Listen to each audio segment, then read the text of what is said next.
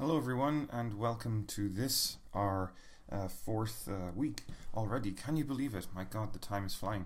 I've come to enjoy these video sessions with you and preparing them quite a lot, so thank you for watching them. I think one of the great things about this, of course, is that you guys never know if I'm wearing any pants, and that's tremendously liberating for me.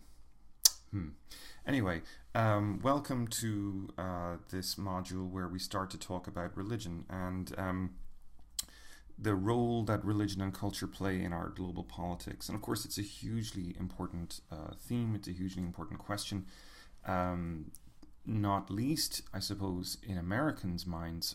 Most Americans will, of course, be intimately familiar with the pressing concern of the war on terror and the rise of Islamic fundamentalism as it's come knocking on America's doorstep. But there's complexity to this story. That particular story of Islamic fundamentalism has been going on a very long time, and indeed America played a very strong role in its founding, which is important to recognize. And the history of that movement is a difficult one to get one's head around, but you'll find that it's not exactly as straightforward as it's often told to be. Many people put the idea out that radical Islam comes from a sort of a propensity towards evil. It's a common kind of a conceit in American politics, and I think that does a poor service to the history of the religion, the history of the people, and the political predicament that they find themselves in. That's not to make a sort of partisan remark one way or another in favor of it. It's just simply to say that there is a politics there, and if we don't pay attention to it, we miss part of the story, an important part of the story. So what are we focusing in on this week in a sense of the political dimension here? I think the theme of the lecture, or the topic of the lecture, is there a clash of civilizations, gives it away a little bit. One of the things that became really popular in political science thinking over the last 10-20 years was this idea of a clash of civilizations. It first got broached by Samuel Huntington after the fall of the Berlin Wall, wherein he said that now that the Western Western capitalist versus Eastern communist kind of battle was over, that age-old and much deeper and more entrenched forms of conflict would emerge. They would not be so much modern in a political sense, because communism and capitalism are two very modern ideologies, but between sort of more deeper and more entrenched forms of identification that people have, i.e. with their faith and with traditions that are pre-modern in their nature. So that gave Huntington and others this idea that there are these deeper conflicts that have been going on basically forever, and they would never be quiet, these conflicts, for much longer than a short period of time in the overall sweep of human history.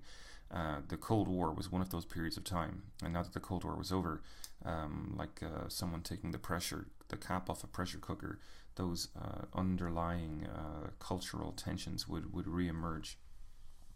But is it true, I think, is one of the questions we want to ask. And I think what we really want to ask this week is, how reliable is that idea that cultural difference, especially as it's mediated through religion, can lead to conflict? Does it necessarily lead to conflict? Is there by definition a clash between sort of Western Judeo-Christian values and Islamic values? It's not clear historically that that's always been the way, and it's not clear that those two sides have always played the same role towards each other. So we also want to ask, what is the track record of Western civilization? If we're talking about clashes of civilizations here, what are the track records of these civilizations as they, make claims to be actually civilized? Perhaps the story they tell and the historical facts don't always add up to the same thing. So we'll move on. One of the things I want you to do this week is to watch this documentary, The Power of Nightmares. I'll put a link for this. I know I haven't always been exactly as speedy as I might be getting these links up, but I think the link for this is already up, and I'll double check it now when the lecture is done. But it's The Power of Nightmares by Adam Curtis, and actually you should probably watch this movie before you watch the rest of this lecture if you can. I just think it's a very important documentary. If you want to, it's actually, if you watch all 3 parts, this is just a link to part 1, which is an hour long. But all 3 parts are about 3 hours long, and it is a lot. It is a major investment of your time. And I know it's the Super Bowl today, and perhaps heads might be sore on Monday. But you would do well to watch this, because I think it adds a lot of context, probably a lot better than I can formulate for you. But it adds a lot of context for the lecture that we're looking at, and for the readings this week, which are excellent. But there's some wonderful footage that you can watch in this documentary, and it sort of situates the tension between Islam and the West in an interesting political analysis. So what do we mean by religion? Well, on the slide here we have Clifford Geertz's definition. Clifford Geertz, of course, being an anthropologist that we've already met before in this semester. If you remember from week 1, we drew on his definition of culture. So here he says that religion is a system of symbols which acts to establish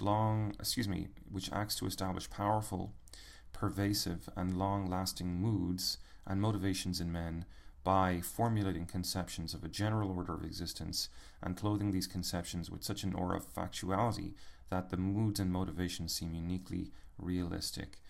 And of course, it's sort of an interesting type of language. If you read that definition again, you see that this is obviously by a man that's not himself personally putting on the table whether he is religious or not. He's trying to approach it in an objective language.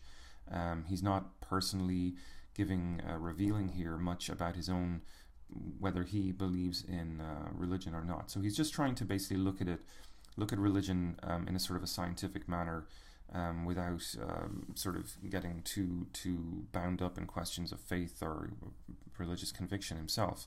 What is the effect, if you will, socially or politically, of religion?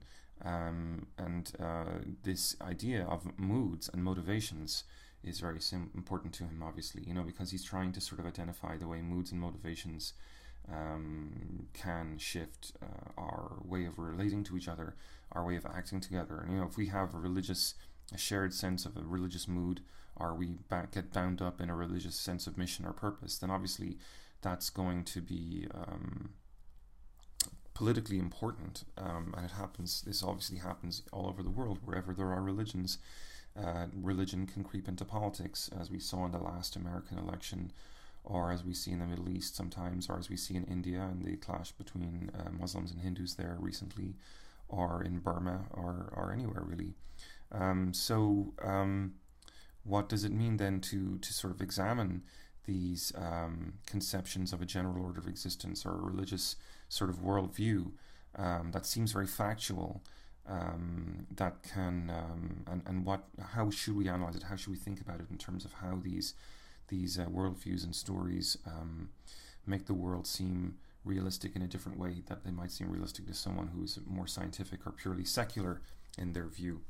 So for some then, this is about as far as you want to go with an analysis of religion, this sort of just simple sort of scientific analysis. But for others maybe of a more Marxist persuasion. In fact, as your book notes, there is a Marxist theorist called Louis Althusser, who basically believes that this kind of approach to religion, this sort of scientific approach, isn't really strongly sort of secular enough. That I don't know if you guys have ever studied Marxism, but Marx believed that religion was basically a kind of an opiate of the people, that it was there to sort of dupe them and keep them compliant and to keep them in line, and that's a sort of a famous aspect of Marxism. And Louis Althusser is no different here, arguing that religion is a kind of a false consciousness. It's a false factuality. It's a false truth. Clifford Geertz doesn't seem to suggest as much in his definition, but Althusser certainly did. So I think for people who are religious, that kind of approach, that kind of thinking can seem insulting. But if you were a Marxist and you wanted to sort of put your head, Marxist hat on for a minute just to sort of try it out, try to appreciate and understand why the Marxists are saying what they're saying. It's not so much that I want to say that the Marxists are right, but I do think that if you are a Marxist and you're trying to understand how it is that people stay so obedient and refuse to revolt, even when the system that they live in, i.e. capitalism, is making them poorer and poorer, or making their lives more difficult, certainly those kinds of questions are relevant. The role of religion and other social institutions is very plain to see from a Marxist standpoint, because it clearly is one of these institutions that keeps people sort of thinking, well, the reward is in the afterlife, and there's no point in changing anything in the here and now. So from a Marxist perspective, Marxists want the revolt in this life, if it's possible, because they believe in trying to make an order of greater equality for people in a material sense. So the fact that revolt would be frustrated by religious beliefs, which they would see as pure superstition, forsaking the rewards now for rewards in this afterlife, which Marxists don't believe in, you could see why they would be upset. Interesting. So religion obviously is in the news a lot these days. I wouldn't even claim to begin to put together a sort of an overview of the role of religion in society today, but there's certainly tension between the religious and the non-religious world. There's tension between religions. We all focus on the sort of Islamic aspect of it generally, but there are other aspects apart from the stories of 9/11 or Hamas, Hezbollah, etc. We could think about Northern Ireland, and in fact what I will do, this is strictly optional, but if you guys want, there's a wonderful documentary by Michael Ignatieff on Northern Irish, the religious strife between Northern Irish Protestants and Catholics, which is well worth watching, because people don't think about religious strife in the Christian world very often, but it's very real in the north of Ireland. Similarly, we have Tamils and Sinhalese in Sri Lanka. Similarly, we have in Yugoslavia we have clashes, or had anyway, between three different religious groups: the Bosnian Muslims, Serbian Orthodox Christians, and Croatian Catholics. So religion was definitely featuring in those conflicts, as well as other aspects of political life being bound up in them, other dynamics of political life leading those conflicts. But certainly it would be erroneous to ignore the religious aspects. Also, similarly at home, we can think about the growing movement of the evangelical Christians in the United States of America, exerting an increasing influence. If you look at the influence of Christian evangelical ideology on the Tea Party, for example, you can see that the increasing role of what was previously a non-political movement in the United States of America, but also in Africa. The Christian evangelical movement largely was non-political for a long time, and that all changed then with the Reagan administration, when Reagan, on his second campaign, referred to Christian evangelicals as the silent majority.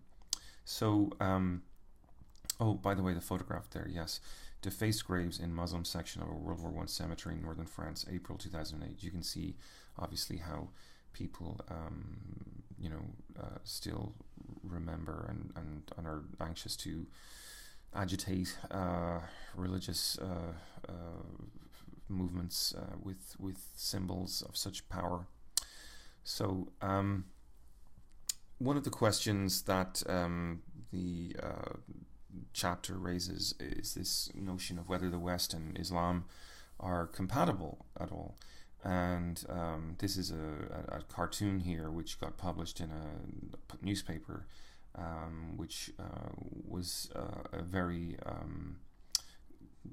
controversial cartoon. Obviously, you see here a caricature of the Prophet Muhammad, and he has a turban on his head, but the turban is also a sort of a time bomb, and the, the reality is that this cartoon was a very inflammatory cartoon, and it agitated a lot of people in Muslim countries. And of course, there's politics to this, because it seems that there was a bit of agitation going on both sides. I mean, clearly those who published the cartoon had an agenda. They wanted to agitate Muslims living in Holland, and that's very clear. But similarly, there were political movements within the Islamic world that wanted that image circulated as well, to try to stir up tension. So both sides kind of got what they wanted really out of this. Another classic example is of course the events of 9/11, and a lot of people responding to that. People like Bernard Lewis with books that they wrote, which asked the question, well, what went wrong with Islam? Why would Muslims, why would Islamic politics be so driven by its religion, whereas in the Western world we have this greater tendency to separate church and state? Well, Bernard Lewis's argument would be there that basically that the Islamic world had never had its sort of enlightenment period, whereas the Western world did, and that's when we did decide to put secular philosophy at the center of our political lives. And become democratic, as opposed to, continue to be guided by religious values. And indeed, today many people continue to try to express concerns about whether that mission is sufficiently implemented or not, or that mission is accomplished or not.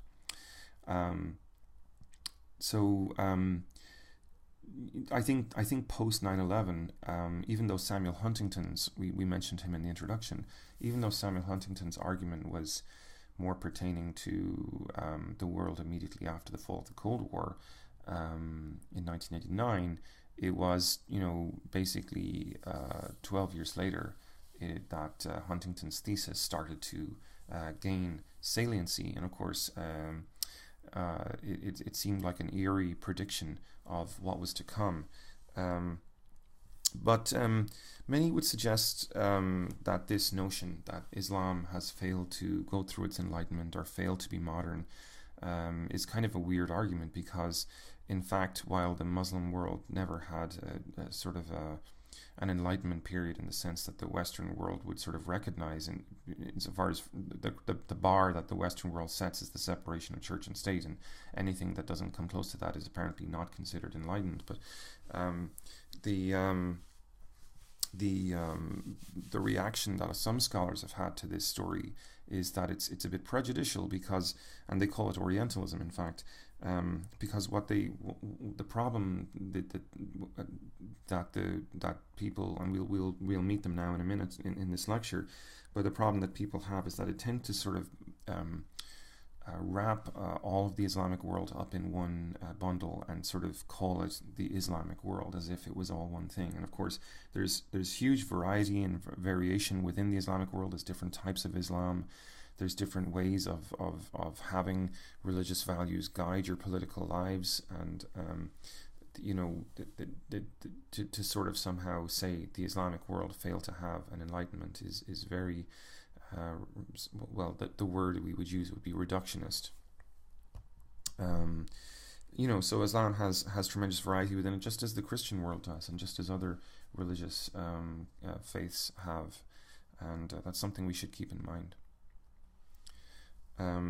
If we look at the history of the Islamic world, we can track back to a time period called the Islamic Golden Age, which a lot of people fail to think about or recognize, but was actually a rather civilized period of time compared to what was going on in Europe at the same period. Islam, we note in our chapter, emerged in the second half of the 7th century and expanded rapidly to encompass the area that we're looking at here. And indeed later and today you can find that the so-called Ummah, the Islamic world, extends out to Southeast Asia, Malaysia, Indonesia. In fact, with Indonesia having the largest population of Muslims on earth, which is something I think people tend to forget.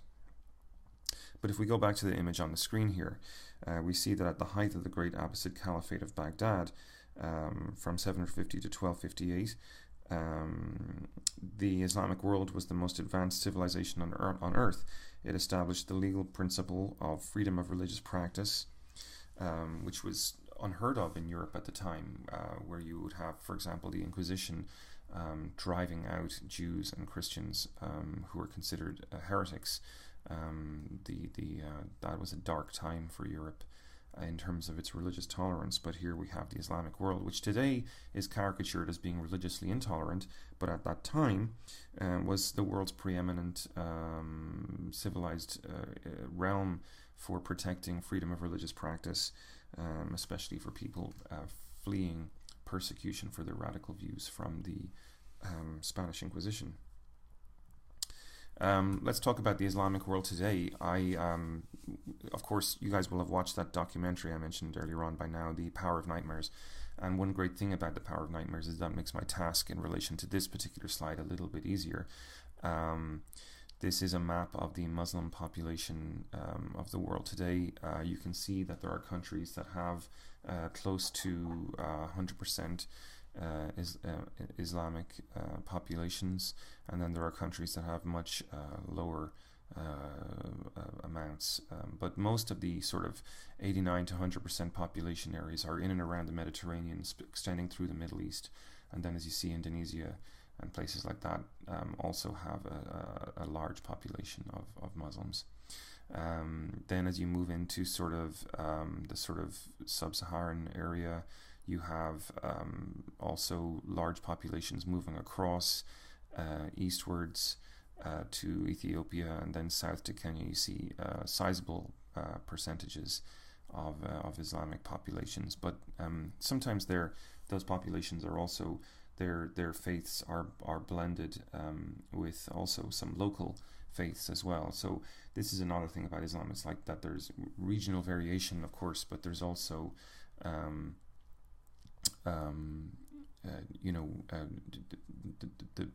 the blending of some of the religious beliefs. As with any religion, they sort of have to compromise and blend with already pre-existing religious convictions that were predating the arrival of Islam. So actually, if you think about Ireland, for example, a case I know a bit better vis-a-vis Christianity, you can find that some of the Irish festivals that are even celebrated in America today, like Halloween, it's not clear at all that those were Christian festivals. They're more pagan in their origin. So that is just an interesting case in point that tends to happen a lot. But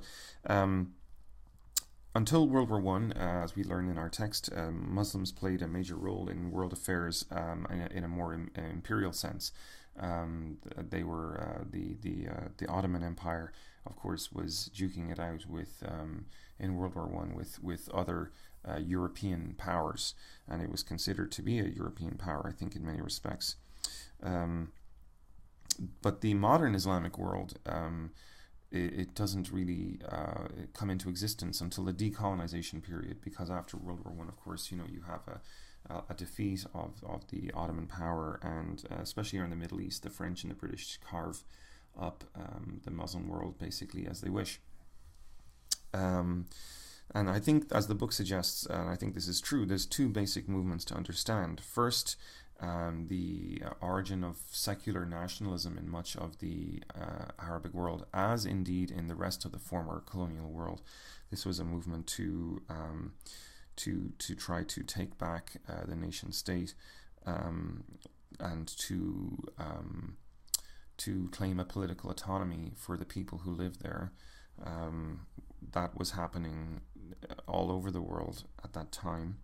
And then second movement we want to understand is the pan-Islamist reformers who wanted religious values to guide the state. After colonialism, just to sort of expand on that point, many Arab intellectuals were pan-Islamists. They advocated the Ummah, as I mentioned earlier on, the greater Islamic state, but they were not anti-modern insofar as they didn't want to go backwards necessarily to religious values. They were reformists. They wanted a modern nation state that looked like and acted more in keeping with the values of the people of the faith who lived there. or the faith of the people who lived there. And I think you can probably see those sorts of values guiding the Islamic Brotherhood in Egypt today, by the way. But this reformist spirit, as I think the documentary shows, could gain no power. It lost out to secular nationalism. For example, Kemal Ataturk, who founded modern Turkey in 1922, he was radically secular, and he prohibited Islamic values being part of the governance structure of Turkey at that time. Church and state were separated in Turkey at that time.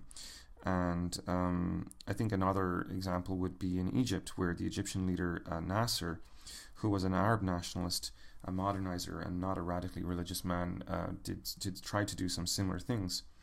But the power of reformism persisted, and this is where, of course, Saeed Qutb comes into play.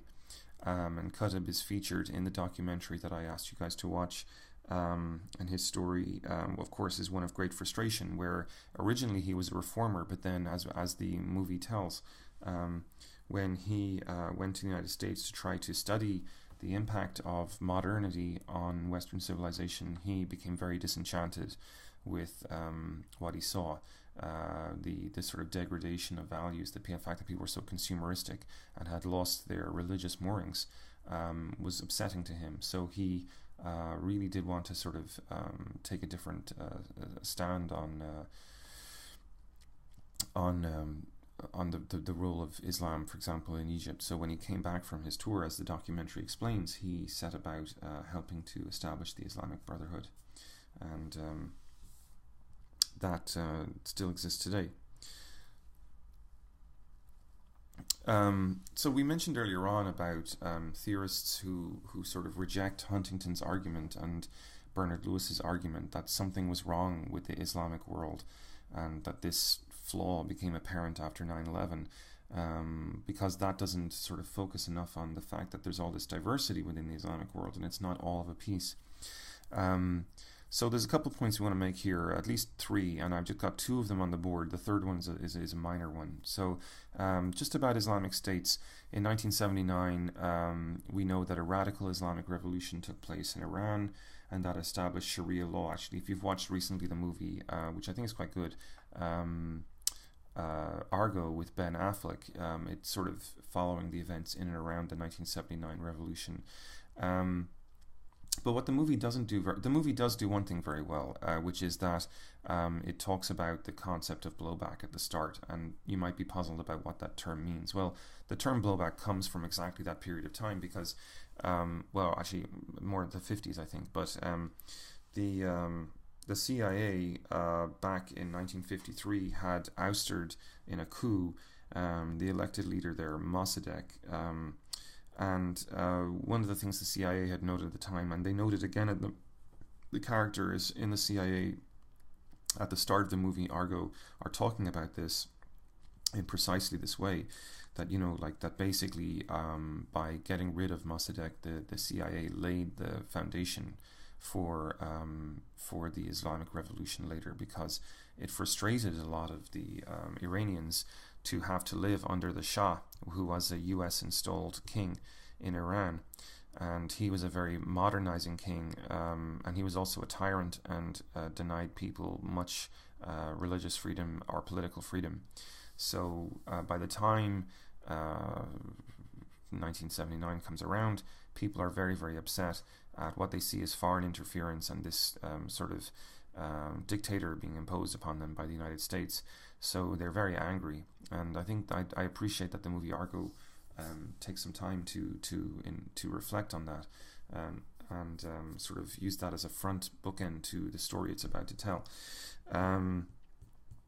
But the CIA had famously warned in 1953 that this blowback would possibly happen. Now, it should be noted, of course, that the Islamic Revolution in 1979 was not originally all that Islamic. I mean, there were other sectors of society that were looking for freedom, that were looking for reform, and you know, it wasn't until a bit later that the Islamic aspect of it came through. So what was the lesson from Iran? I think one of the lessons the United States learned is that perception of American power. I think this is what the movie Argo is trying to say, that perception of American power is important. You have to think about, you can do whatever, I mean, obviously you do want to pursue your interests, and that will involve military power from time to time, but you also have to reflect on how that's how that will be perceived. Now, what is Iran like compared to Saudi Arabia and Pakistan? These are sort of other, often sort of raised as sort of Islamic spectral countries, you know, that they're sort of troublesome countries. But if you look at them, they're very different. Saudi Arabia is a monarchy under a royal family. It's a rich oil country. It's not that populated.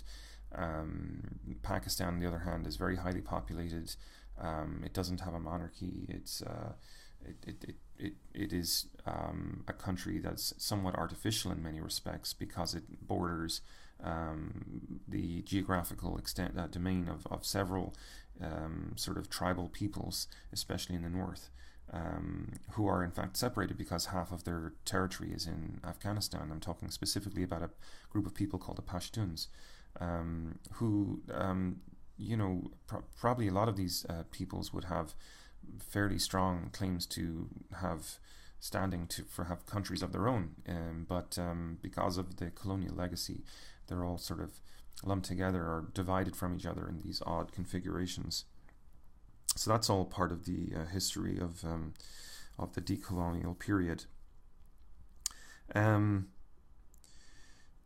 The second window here on the slide concerns this question of radical Islamist groups, which is another theme that comes up, that we want to sort of reflect on the plurality. This prompts us to reflect on the plurality of Islam as opposed to the unity of Islam. So if we were talking about the difference between Iran, Saudi Arabia and Pakistan just a moment ago, now we're talking about the difference between radical groups of Islamists. So Islamism, of course, becomes apparent in 1980s. It first sort of gets raised as a serious force in the world in 1979 with the Soviet invasion of Afghanistan. And as you may have seen the Tom Hanks movie Charlie Wilson's War, if you haven't seen it, I encourage you to watch it.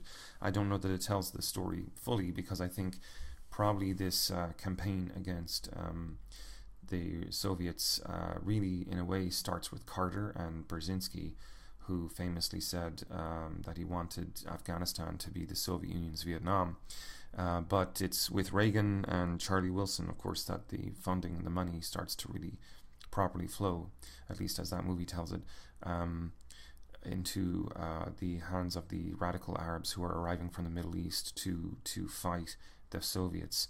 And this is perhaps another opportunity to think about the potential of blowback, because, you know, sometimes you don't know what you're going to reap when you sow something, and the idea of blowback is important here as well. But originally the Afghan militias were known as Mujahideen. They were only later known as the Taliban, and of course even the Taliban are not necessarily Al-Qaeda. Those are all different groups. Al-Qaeda, as we know with Osama bin Laden, had a objective to destroy global atheism and to get US forces out of the Middle East, specifically Saudi Arabia. So there's a kind of a very extreme radical agenda in Osama bin Laden's movement, and we understand that now, I suppose. But are all Islamic movements today affiliated with Al-Qaeda? It's not clear that they are. Hamas and Hezbollah, for example, are very different movements. To the extent that I've been able to study them, it appears that Hamas is fairly much still rooted in the reformist tradition of the nationalists, and they're fairly focused on Palestinian autonomy and getting rights for Palestinians who are occupied by Israeli settlers and the Israeli state, who are themselves protected by the Israeli state. And then Hezbollah, of course, is a southern Lebanese organization that runs as a sort of a parallel government and parallel army to the sovereign army and state of Lebanon, largely sponsored by Syria. Hezbollah is, and yet has been very successful there, not just as a military force but as a political force, because of its ability to provide resources and social opportunities for people in southern Lebanon, which is a very desolate area after years of being bombed and harassed by Israeli Air Force and stuff and such, excuse me. So that is a key part of their political success. The sort of tendency of Hamas and Hezbollah then to sort of provide a sort of third column support for the local populations makes a stark contrast then with Al Qaeda, because Al Qaeda is not really into that kind of thing at all, being a more global revolutionary movement as opposed to a specific local national movement. And of course, Hezbollah and Hamas, very importantly, they are Shia and Sunni, aren't they? The Hamas being sort of part of the Sunni Arab population of that part of the world, and Hezbollah being more Shia, which of course with the Syrian connection, therefore there's also an Iranian connection. I don't know how familiar you are with the difference between the two branches. There are other branches, like there is the Sufi faith and things like that, for example, which are sort of more mystical elements and of fractions within Islam. But certainly Hezbollah is much more strongly connected to Iran, whereas Hamas is more an Arabic organization. But those distinctions are very important to understand, because Islam is not all of a piece. I know this is a very crude metaphor, but if you wanted to think of the Shia faith as being more like vertical, sort of patriarchal Catholicism, and then the more Sunni faith, or the Arab branch of things, being more horizontally organized as a religious dogma, you might have the makings of a basic comparison between the two. Although experts, I'm sure, would probably add much more detail than that and dispute some of what I'm saying. I think a really important part of the chapter is the Islamism and Modernity section, where this is discussed in some detail, but also I think it's discussed in good detail in the documentary that I'm asking you guys to watch. And in the picture here we see Saeed Qutb himself. Bernard Lewis and others made the argument that these are all sort of anti-modern elements. Al Qaeda is an anti-modernist phenomena, but it should be noted that none of these movements really sort of talk about abolishing anything like the nation state. They don't talk about returning to the monarchy or anything like that. So in that sense, they're not anti-modern. They're not trying to turn back the hand of time in that sense. They what they're looking for is to apply Islamic principles to the government of the modern nation state. This is a point I was trying to make a few moments ago, but I'm mentioning it here in some detail. As we say in the book, it espouses a totalized vision for the arrangement of social affairs through the apparatus of government. And so, in that sense, because of the special role that government is playing for Islamism, we can say it's as much a modern ideology as socialism or capitalism. There's really not that much of a difference there. And this is interesting. We were talking a moment ago about Qutb, and even though he, as we were saying, and in the documentary as it says, that they despised secular law and Western individualism because of its corrupting influence on, say, the corrupting influence of capitalism and consumerism on the soul, they did not necessarily reject the idea of the modern nation state. They were often themselves engineers, teachers, scientists, and so they believed in the technocratic potential of the state. They believed in bureaucracy. So we see that these intellectuals did want to be modern. What they didn't want was to be Western. They didn't want to be individualistic in the modern sort of consumeristic Western sense. And we're going to come back to that in a minute when we discuss Huntington's thesis. What they did reject was modern nationalism, which did not incorporate Islamic principles they valued. Qutb himself, as we learn, was the leader of a Muslim Brotherhood in Egypt in the 1950s, and then it was banned. His movement was banned by Nasser. The Brotherhood was originally founded in 1928 by Hassan al-Banna and has had branches in many Middle Eastern countries, and of course still exists as a major influence in the Middle East today. Qutb came to believe that change within the system was impossible, as it was, because the state powers kept undermining the organization. So that's when they started to advocate armed revolt. once their organization and once their way of doing things was banned in Egypt by Nasser, that's when they decided they had to respond with force. And of course they used the term jihad to describe this revolution that they were going to wage. And that means to strive. To jihad is to struggle or to strive. And in Egypt then the popularity of this movement jumped in the 1970s, because it was then that the Western-backed transnational financial institutions started to demand cutbacks in the Western state, and the ability of the Egyptian state to provide social welfare to the poor people in that country eroded. And of course, when third column organizations like the Brotherhood are there with material resources at the ready, they can stand in and step into the breach where the government has had to retreat. So if the government's not able to provide the mission of providing social welfare, then these organizations can step in and do that. And of course, the implication being then that their people are going to start feeling a sense of loyalty to those organizations. And you see the exact same thing happen in Lebanon, in Palestinian territories, and in Egypt. So the Islamic groups step in and are able to fill those gaps. So we'll move on to just one more slide here, and then we'll take a break for this first half of the lecture. The question we've been asking throughout the whole lecture is whether there is a clash of civilizations, and this is the key theme, I think, for us this week. Now, for Huntington himself, Huntington, we note here in the slide, died in 2008, but for him the Cold War was an ideological struggle between capitalist democracy and communism. And as we mentioned in the introduction, his idea, his core thesis, is that underneath this sort of ideological struggle, this modern political ideological struggle, is another way of looking at the world, a sort of a clash between the modern and the pre-modern. Now, we've already just rejected that hypothesis, by the way, and Samuel Huntington, however, would not agree with us. He would say that Islamism is generally quite a pre-modern political phenomena. So, I think that's not to sort of put words in his mouth, but if you understand, as we will look at a minute at some of his arguments, one of the things that he believes characterizes the Western modern phenomena is that you and I and the rest of the population of the modern world think about ourselves as individuals more than we think about ourselves as part of a group.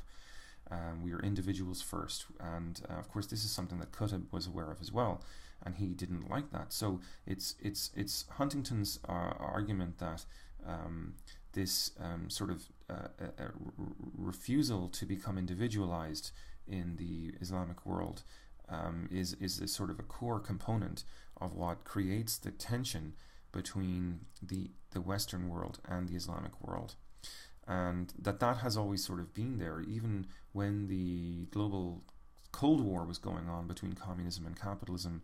That other tension was still there, and there was a proxy war, of course, a proxy Cold War being fought out in much of Africa and the rest of the world, but that war was just sort of papering over a more deeply rooted civilizational conflict. So we have then a struggle, once the Cold War is over, a struggle that's no longer based on convictions, ideology, or the economy, but on this question of identity. And so for Huntington, that's very, very important. Now, Huntington first became popular as a theorist in 1968 with his book Political Order and Changing Societies. And it's in this book that he challenged the conventional view of modernization theorists who argued that a combination of economic and social progress would produce stable democracies in recently decolonized countries. So what the modernization theorists were saying there is that basically what you needed to do was give people democracy and give people economic stability, and they would sort of spontaneously become Western. It might take some work, but to get them in the habit of being democratic people. But basically, the argument is that once those two things were in place, you were sorted, and you would eventually have a world that looked more or less like the West. Now, Huntington was suspicious of that idea, and we will return to this suspicion of his in the second part of the lecture. But I will wrap it up for now, and we will reconvene in just a moment. Okay? Thank you, guys.